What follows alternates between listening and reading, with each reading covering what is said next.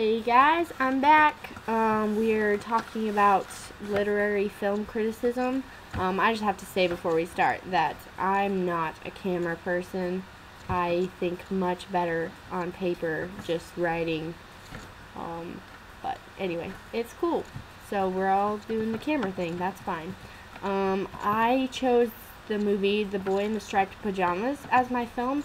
That was kind of by accident. I was just looking on Netflix one day and decided I wanted to watch that movie. So after I watched it, I was like, hey, this is the perfect movie for my film criticism thing.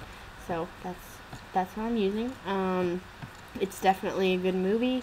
It's sad. I cried, but this is not an advertisement for that. So let's get down to it.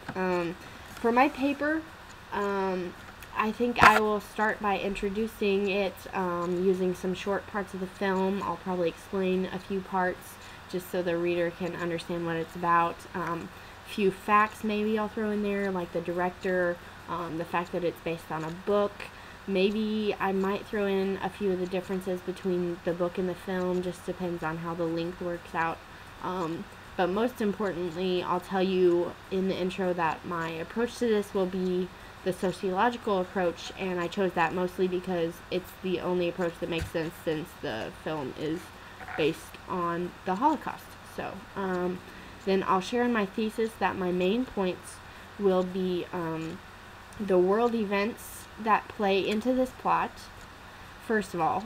Secondly, who is considered civilized in the film versus who's the most primitive, and thirdly, the view of the family that's given in the film and how the relationships inside the family change throughout the duration of the film. After thoroughly exploring those points, I will probably, in the conclusion, just kind of tie it all together with all the factors of the sociological approach, and I will tie it together, wrap it, and put a bow on it.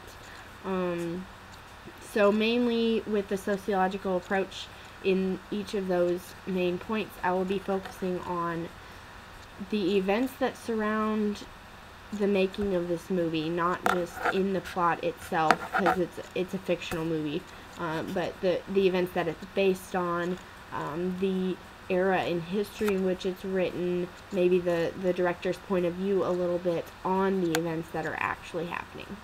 So that's kind of what the sociological perspective is about. There's a lot of other factors I could focus on, but I feel like the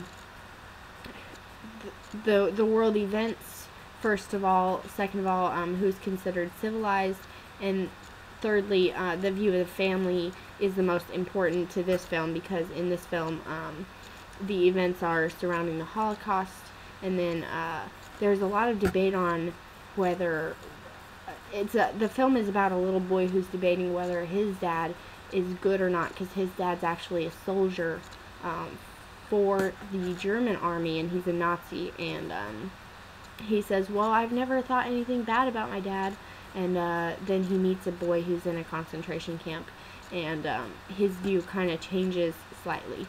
So this whole idea of civilized is big, and then also the wife actually leaves the husband, so the view of family is really big too.